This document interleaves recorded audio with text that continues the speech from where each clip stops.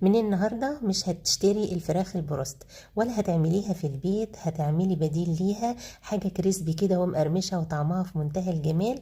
ويلا نسمي بالرحمن ونشوف هنعمل ايه. حلة فيها مية بتغلي، فيها معلقة من الملح ومعلقة من الكمون. هنجيب قرنبيطة بيضة كده ونفصصها زهرات صغيرة علشان تبقى معانا كريسبي، ونسلقها اقل من 5 دقايق. 3 أكواب من الدقيق عليهم 3 معالق من النشا، وكمان رشة من البيكنج باودر. نقلبهم كويس جدا، ننزل بملح وكمون وكزبرة ورشة من التوم البودر، بيبقى تحفة جدا. نقلبهم كويس جدا وناخد منهم كوباية كده على جنب، ننزل عليها نص كوباية من المية او على حسب ما تحتاج، لحد ما نعمل عجينة كده سايلة شبه عجينة الكريب او اخف شوية.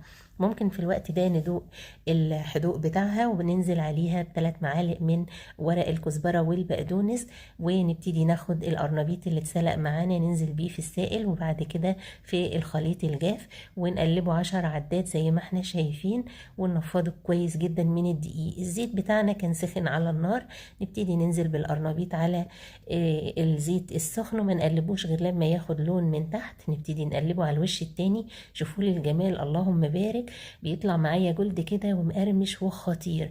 نكون عملنا الدور التاني زي ما احنا شايفين، على ما الدور الاول يتحمر ويطلع معانا تحفة كده، اللهم بارك. خلصي بقى الكمية كلها، وما شاء الله هيتخطف وانتي بتعمليه، ريحته تحفة زي ما احنا شايفين، واللون جلد خطير، وكمان القرمشة في منتهى الجمال، ولو قعد معاكي لتاني يوم هيفضل بنفس القرمشة.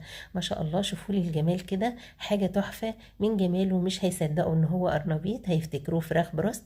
جربيه، مقرمش وخطير. وما تنسيش تعملي لايك وكومنت وشير.